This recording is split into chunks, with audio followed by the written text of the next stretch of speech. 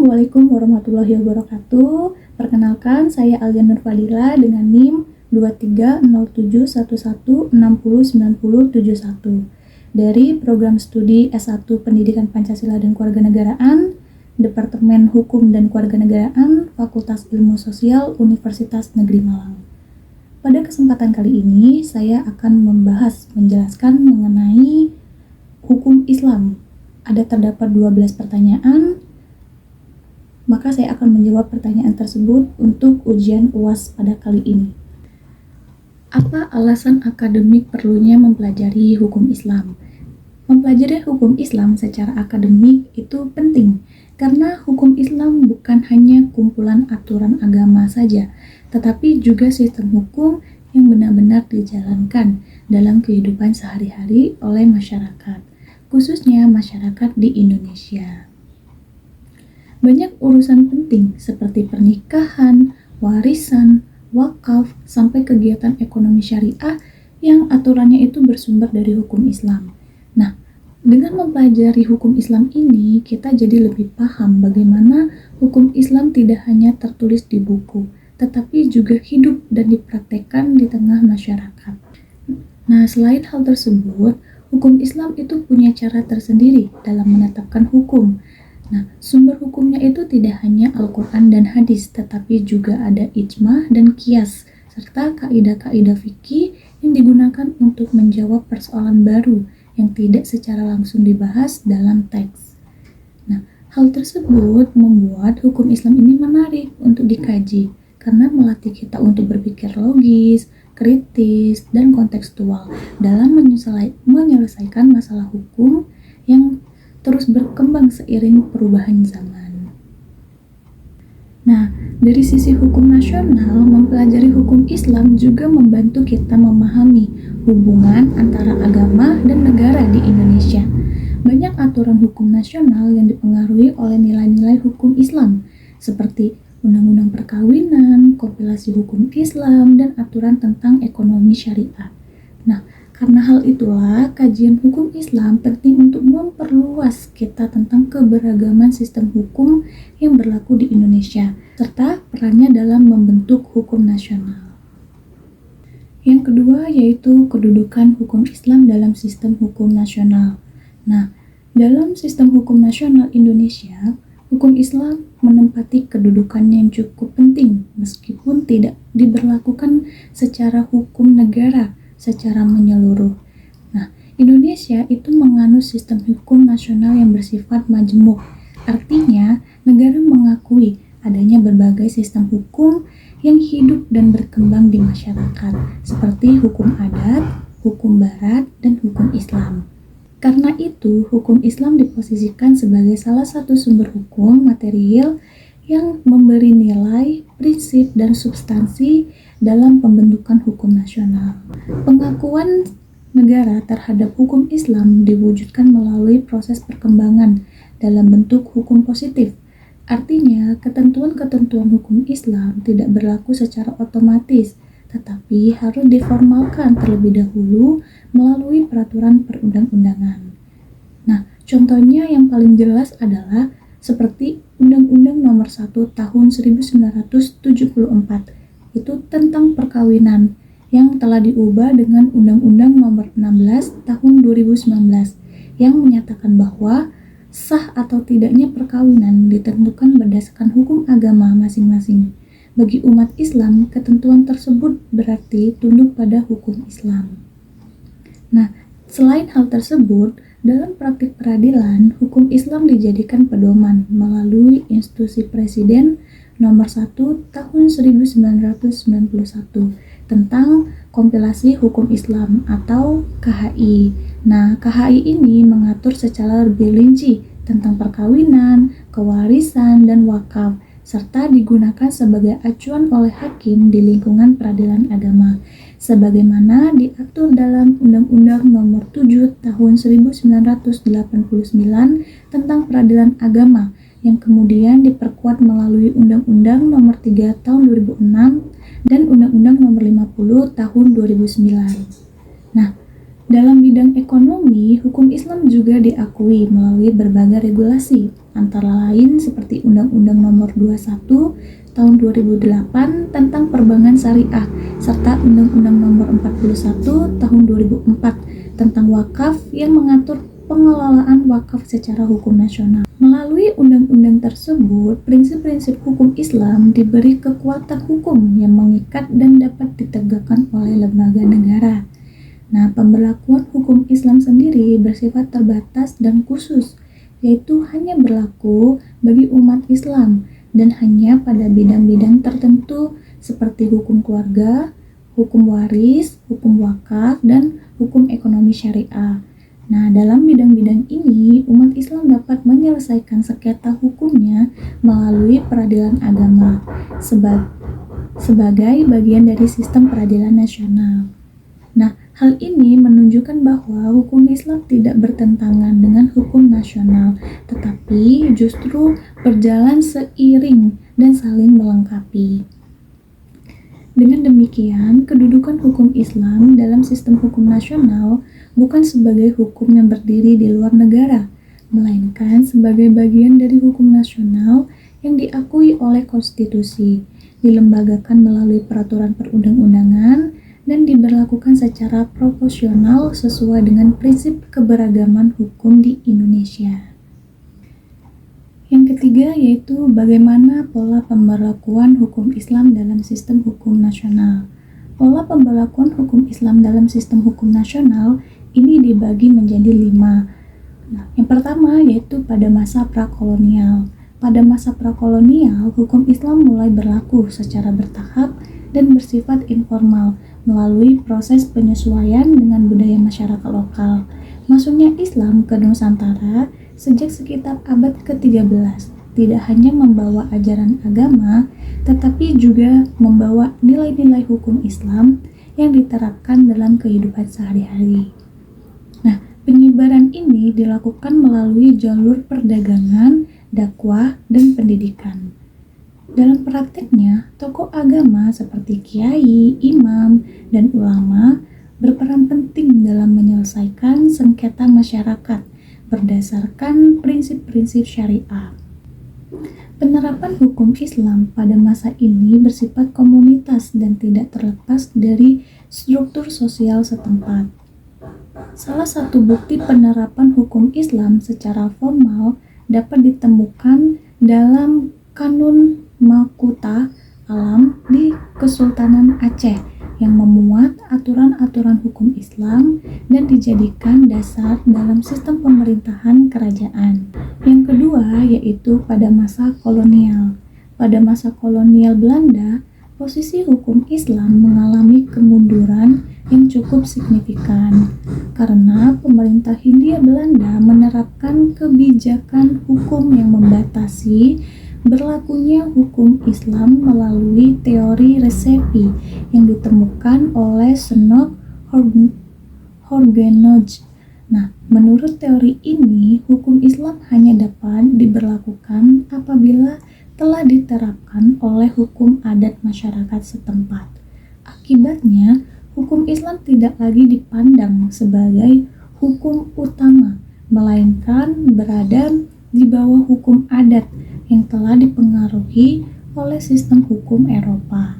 Nah, penerapan teori resepi ini terlihat dalam berbagai peraturan kolonial. Salah satunya ada pada dalam State Blade tahun 1937 nomor 116 yang membatasi kewenangan peradilan agama hanya pada urusan tertentu seperti pernikahan dan waris.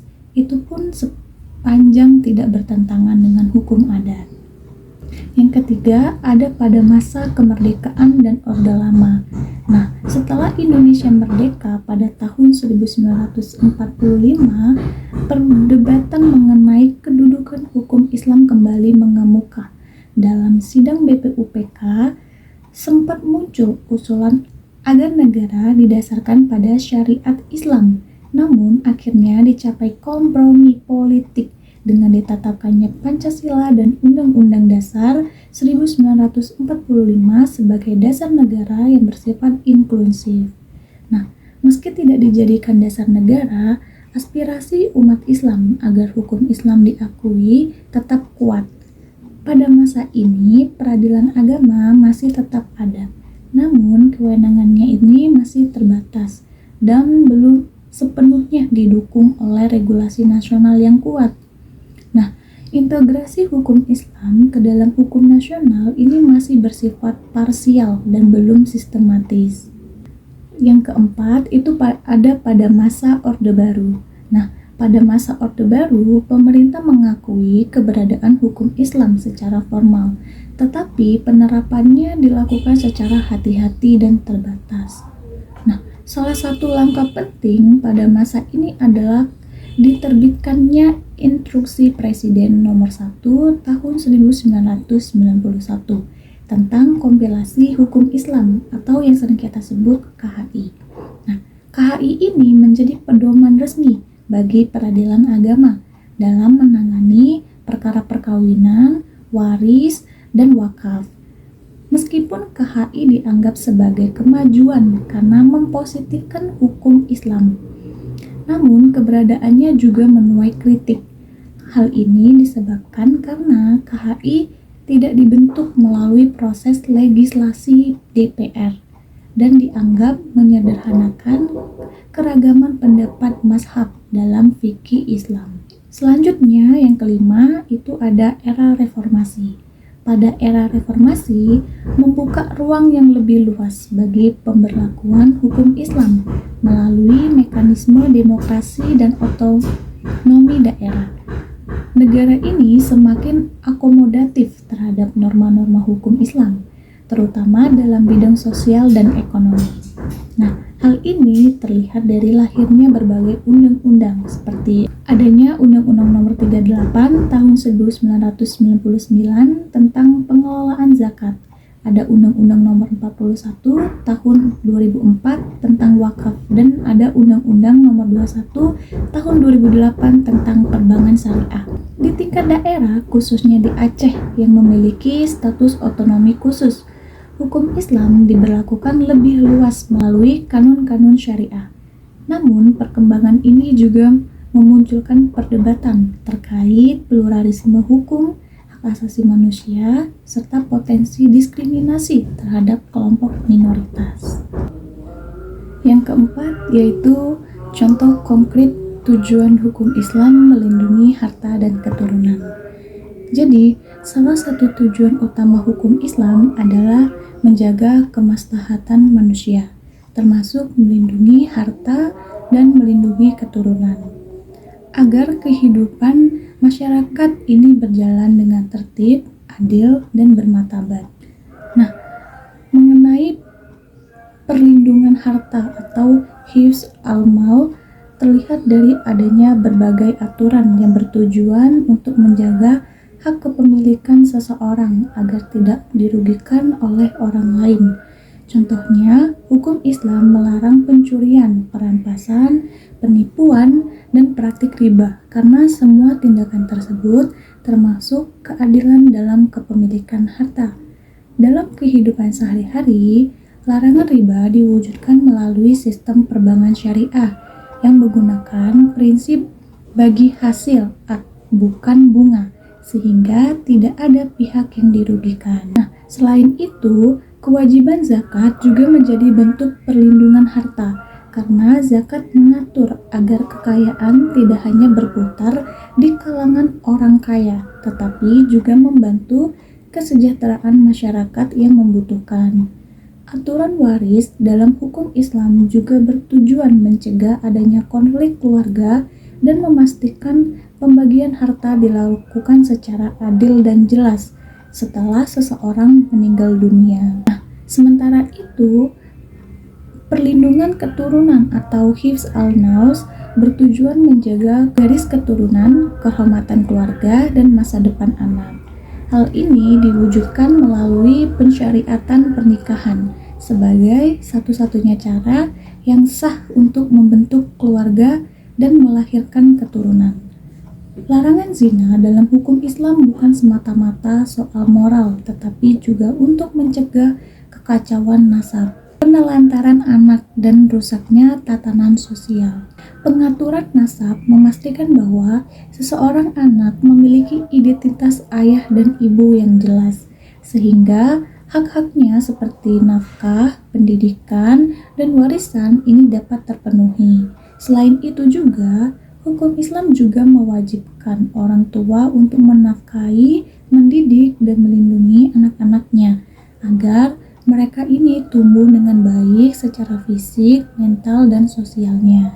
Demikian, tujuan hukum Islam dalam melindungi harta dan keturunan tidak hanya bersifat normatif atau keagamaan saja, tetapi sangat relevan dengan kehidupan nyata karena berfungsi menjaga keadilan, ketertiban sosial, dan kesejahteraan masyarakat secara keseluruhan. Kemudian yang kelima yaitu mengapa perlunya ijma dan qiyas selain Al-Quran dan hadis.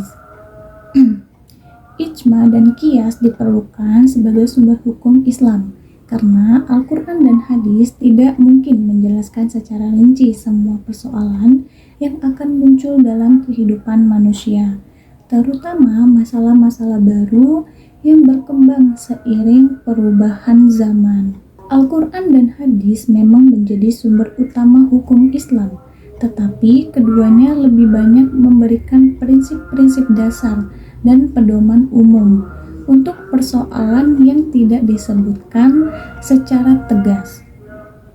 Diperlukan metode penetapan hukum lanjutan agar ajaran Islam tetap bisa diterapkan secara relevan. Ijma berperan sebagai bentuk kesepakatan para ulama terhadap suatu persoalan hukum tertentu yang tidak ditemukan hukumnya secara langsung dalam Al-Quran dan hadis.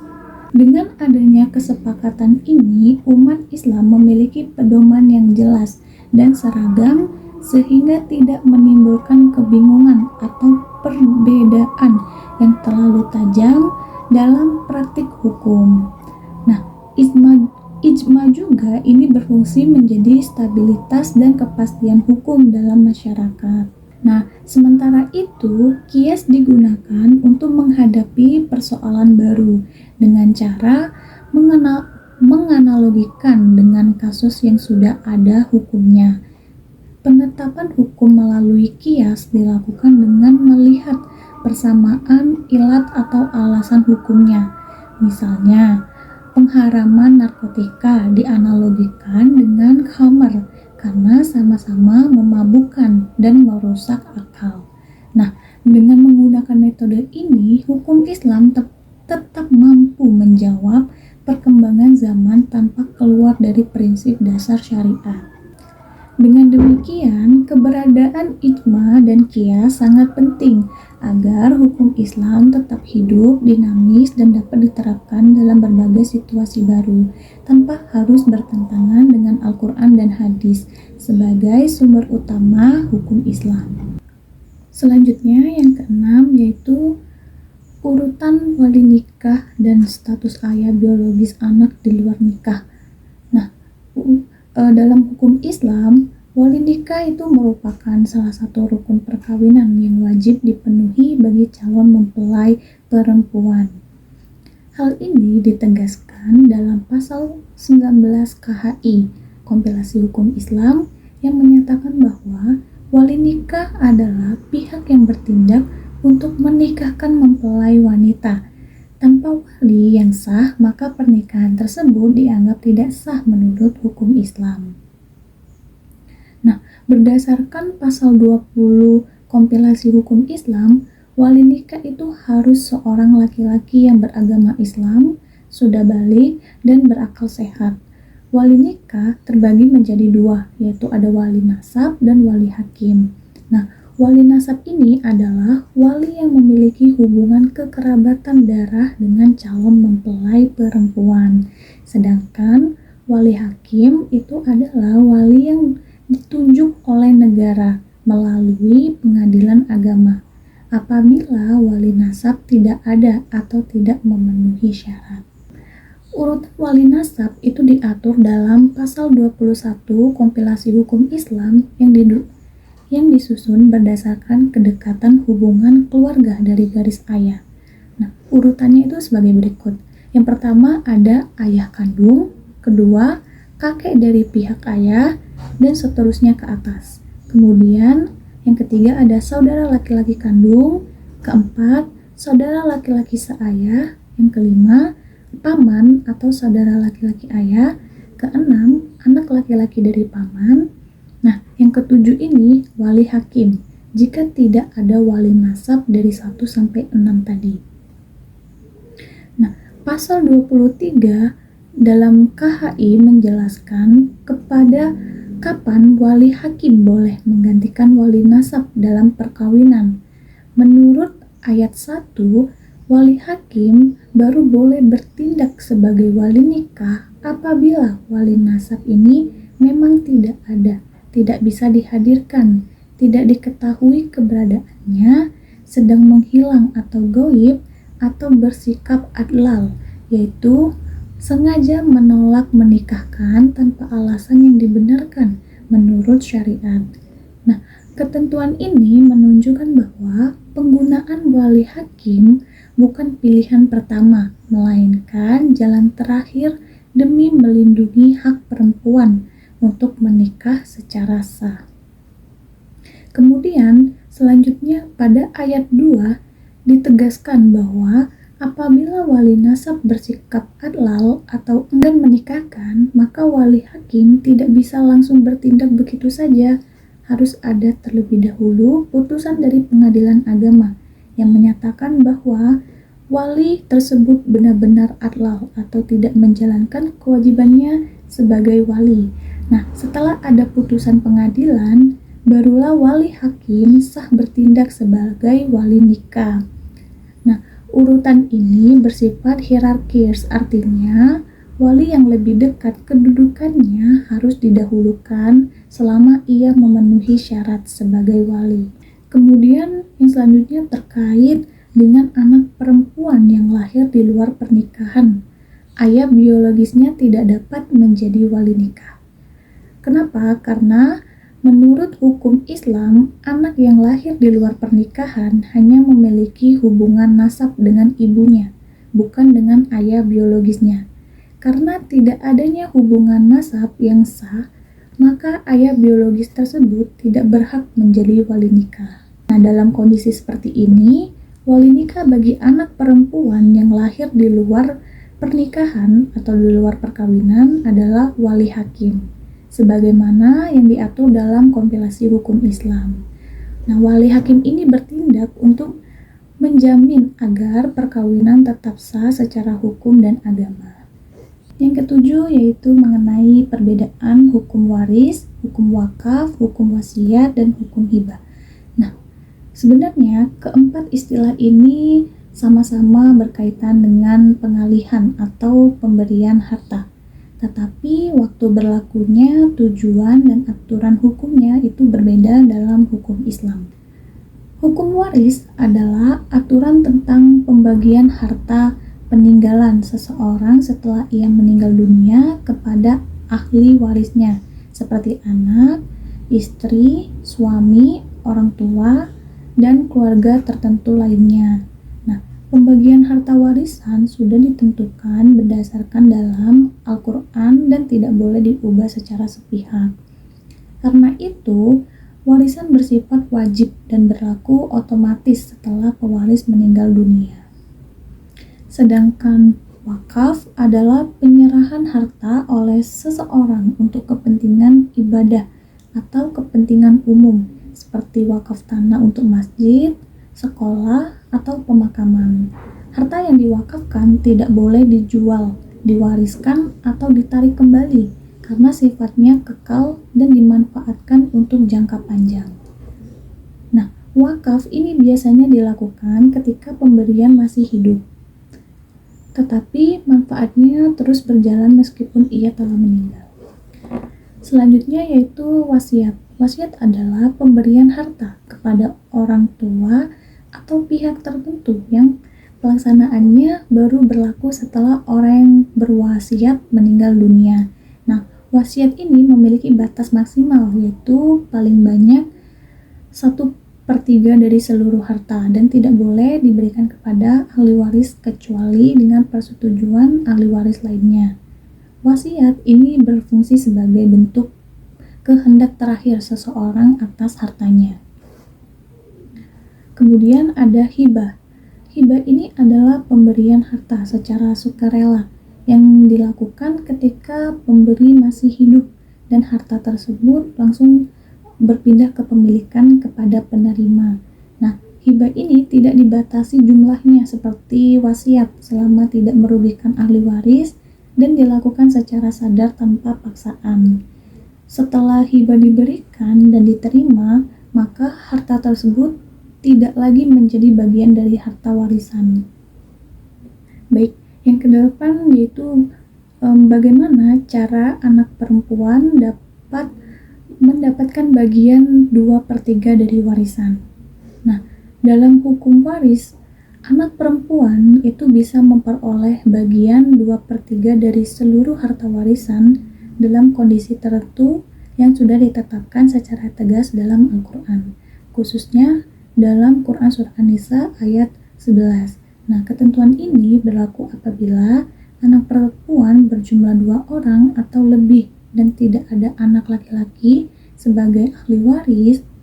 Artinya, jika seorang pewaris meninggal dunia dan hanya meninggalkan 2 anak perempuan atau lebih tanpa ada anak laki-laki, maka para anak perempuan tersebut secara bersama-sama berhak atas 2/3 bagian dari harta peninggalan. Nah, bagian 2/3 ini kemudian dibagi rata di antara mereka. Sisa harta warisan setelah diambil 2/3 anak diberikan kepada ahli waris lainnya yang berhak, seperti ayah, ibu, atau ahli waris lain sesuai ketentuan hukum waris Islam. Ketentuan ini menunjukkan bahwa hukum Islam ini memberikan perlindungan dan keadilan kepada anak perempuan, terutama dalam kondisi di mana mereka menjadi ahli waris utama. Berbeda halnya jika terdapat anak laki-laki, maka pembagian warisan berubah dengan prinsip bahwa bagian anak laki-laki adalah 2 kali bagian anak perempuan. Namun, ketika anak laki-laki tidak ada, Islam memberikan porsi yang besar kepada anak perempuan agar kebutuhan hidup dan keberlangsungan mereka tetap terjamin. Dengan demikian, pembagian 2/3 harta warisan kepada anak perempuan bukanlah bentuk diskriminasi, melainkan bagian dari sistem pembagian yang mempertimbangkan tanggung jawab kondisi keluarga dan keadilan menurut syariat Islam. Yang ke-9 yaitu sebab terjadinya gugatan terhadap harta wakaf. Nah, gugatan terhadap harta yang telah diwakafkan sering terjadi karena adanya berbagai persoalan, baik dari sisi hukum maupun dari sisi pemahaman keluarga pewakaf. Salah satu penyebab utama adalah wakaf yang tidak didaftarkan secara resmi atau tidak memiliki bukti hukum yang kuat, seperti akta ikrar wakaf dan sertifikat wakaf. Nah, akibatnya setelah pewakaf meninggal dunia, harta tersebut masih dianggap sebagai harta warisan oleh ahli waris dan kemudian dipersoalkan secara hukum. Selain itu, kurangnya pengetahuan atau ketidaktahuan ahli waris tentang adanya wakaf juga menjadi faktor penting. Dalam banyaknya kasus, pewakaf tidak menyampaikan secara jelas kepada keluarga bahwa sebagian atau seluruh hartanya telah diwakafkan. Nah, hal ini bisa menimbulkan kesalahpahaman dan penolakan dari ahli waris, terutama ketika harta tersebut memiliki nilai ekonomi yang tinggi. Nah, faktor lain adalah rendahnya pemahaman hukum wakaf di kalangan masyarakat. Sebagian ahli waris menganggap wakaf masih bisa ditarik kembali atau dibagi setelah pewakaf meninggal dunia. Padahal dalam hukum Islam, wakaf ini bersifat kekal, tidak boleh diwariskan. Ketidakketahuan ini sering memicu sengketa yang berujung pada gugatan ke pengadilan. Nah, selain itu, kepentingan ekonomi ahli waris juga sering menjadi pemicu gugatan. Ketika ahli waris merasa dirugikan secara materi karena berkurangnya harta warisan akibat wakaf, mereka terdorong untuk menggugat keabsahan wakaf tersebut. Apalagi jika kondisi ekonomi ahli waris sedang sulit, harta wakaf kerap dianggap sebagai aset yang seharusnya bisa dimanfaatkan oleh keluarga. Dengan demikian, gugatan terhadap harta wakaf umumnya terjadi karena lemahnya administrasi wakaf, kurangnya komunikasi pewakaf dengan ahli waris, minimnya pemahaman hukum wakaf, serta adanya konflik kepentingan ekonomi. Oleh karena itu, pencatatan wakaf secara resmi dan sosialisasi hukum wakaf ini menjadi sangat penting untuk mencegah sengketa di kemudian hari. Yang ke-10 yaitu bagaimana jenis hukum beli yang dilarang dalam hukum Islam. Nah, dalam hukum Islam, kegiatan jual beli pada dasarnya diperbolehkan, bahkan dianjurkan selama dilakukan secara jujur, adil, dan tidak merugikan salah satu pihak. Namun, ada beberapa bentuk jual beli yang dilarang karena mengandung unsur ketidakadilan, penipuan, atau merusak tatanan ekonomi dan moral masyarakat. Nah, jual beli yang dilarang itu ada beberapa. Yang pertama ada bai gharar, yaitu jual beli yang mengandung unsur ketidakjelasan atau spekulasi berlebihan. Nah, larangan ini bertujuan agar tidak ada pihak yang dirugikan karena objek jual beli, harga, atau waktu penyerahan barang tidak jelas. Contohnya seperti menjual ikan yang masih di laut atau menjual barang yang belum diketahui keberadaannya dan kualitasnya. Praktik seperti ini berpotensi menimbulkan sengketa dan ketidakadilan. Yang kedua, itu ada bai riba, yaitu jual beli atau transaksi yang mengandung unsur tambahan yang tidak sah dan bersifat menekan salah satu pihak. Riba itu dilarang karena menimbulkan ketimpangan dan eksploitasi terutama terhadap pihak yang lemah secara ekonomi. Nah, contohnya adalah pertukaran barang sejenis dengan takaran yang tidak sama atau transaksi pinjaman yang mensyaratkan tambahan bunga. Yang ketiga, itu bai najasi, yaitu praktik penipuan harga dengan cara menaikkan harga secara palsu. Misalnya, dengan berpura-pura menawar tinggi agar orang lain tertarik membeli dengan harga yang mahal. Perbuatan ini dilarang karena merusak kejujuran dalam transaksi dan menipu pembeli. Yang keempat, itu ada bai ihtikar, yaitu menimbulkan barang kebutuhan pokok dengan tujuan menaikkan harga saat barang langka. Islam melarang praktik ini karena merugikan masyarakat luas dan bertentangan dengan prinsip keadilan sosial serta kepedulian terhadap sesama.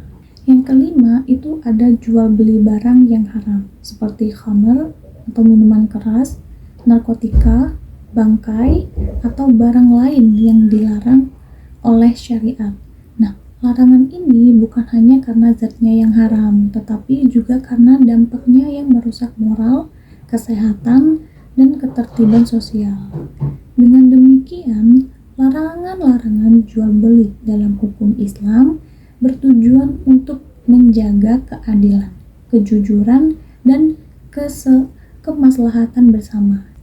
Sehingga aktivitas ekonomi tidak hanya menguntungkan secara materi, tetapi juga membawa nilai etis dan moral bagi masyarakat.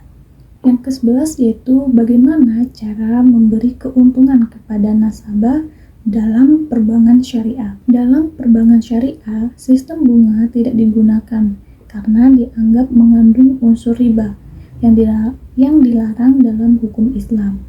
Sebagai gantinya, bank syariah memperoleh keuntungan dan memberikan manfaat kepada nasabah melalui berbagai akad syariah yang berbasis pada kegiatan usaha nyata dan prinsip keadilan. Artinya, keuntungan tidak diperoleh dari uang yang dipinjamkan lalu dikembalikan dengan bunga, tetapi dari transaksi real dan kerja sama usaha. Nah, salah satu cara yang paling umum adalah melalui akad mudharabah, yaitu kerjasama antara bank dan nasabah, di mana bank bertindak sebagai penyedia modal dan nasabah sebagai pengelola usaha. Keuntungan dari usaha tersebut dibagi sesuai dengan nisbah atau persentase bagi hasil yang disepakati sejak awal. Jika usaha memperoleh keuntungan, kedua pihak mendapat bagian. Namun, jika mengalami kerugian, maka kerugian ditanggung oleh pemilik modal sepanjang bukan karena kelalaian pengelola. Nah, sistem ini mencerminkan prinsip keadilan dan pembagian risiko. Selain itu, terdapat akad musyarakah, yaitu kerjasama usaha di mana bank dan nasabah sama-sama menanamkan modal. Dalam akad ini, kedua belah pihak terlibat sebagai mitra usaha. Keuntungan dibagi sesuai kesepakatan, sedangkan kerugian ditanggung berdasarkan porsi modal. Akad musyarakah sering digunakan untuk pembiayaan usaha atau proyek tertentu. Bank syariah juga menggunakan akad murabahah, yaitu akad jual beli di mana bank membeli barang yang dibutuhkan nasabah, lalu menjualnya kembali kepada nasabah dengan harga yang sudah ditambah margin keuntungan. Nah, margin tersebut disepakati di awal dan bersifat tetap, sehingga nasabah mengetahui secara jelas jumlah yang harus dibayar. Keuntungan bank ini berasal dari margin jual beli, bukan dari bunga pinjaman. Selain itu, ada pula akad ijarah, yaitu akad sewa. Dalam akad ini, bank menyewakan barang atau jasa kepada nasabah, dan nasabah membayar ujrah atau biaya sewa sesuai perjanjian. Nah, keuntungan bank ini berasal dari biaya sewa tersebut. Contohnya adalah pembiayaan sewa kendaraan atau alat usaha. Dengan mekanisme tersebut, maka bank syariah tetap dapat memberikan keuntungan kepada nasabah dan memperoleh laba, tetapi caranya berbeda dengan bank konvensional. Keuntungan diperoleh dari kegiatan usaha real, transaksi jual beli, sewa, dan kerjasama, sehingga terhindar dari riba serta lebih menekankan hindar dari prinsip keadilan, transparansi, dan kemitraan antara bank dan nasabah.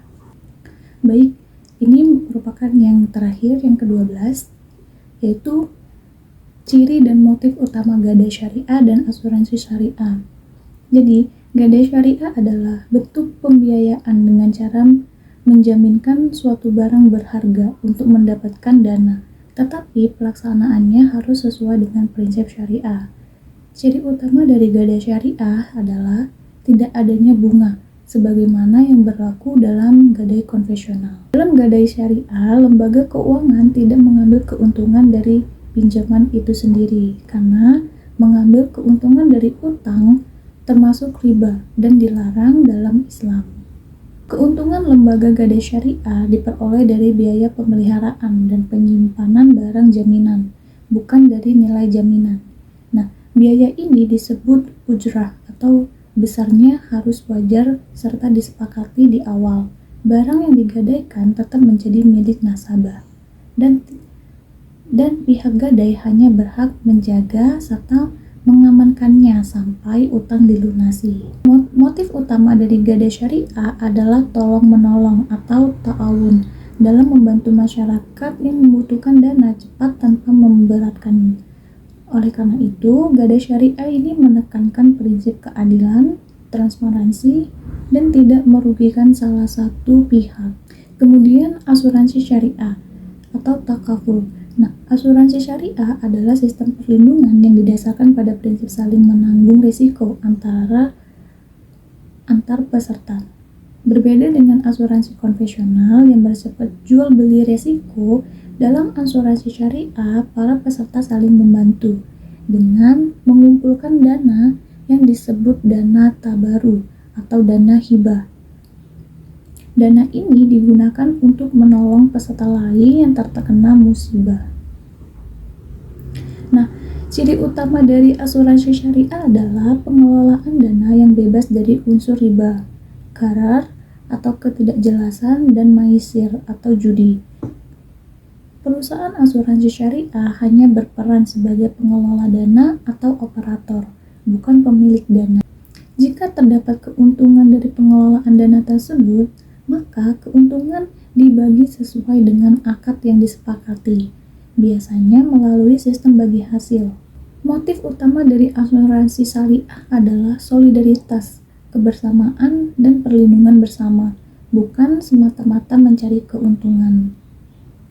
Dengan sistem ini, peserta tidak merasa dirugikan ketika tidak mengalami klaim, karena kontribusi yang diberikan diniatkan sebagai bentuk bagi sesama.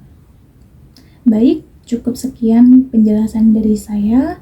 Saya akhiri. Wassalamualaikum warahmatullahi wabarakatuh.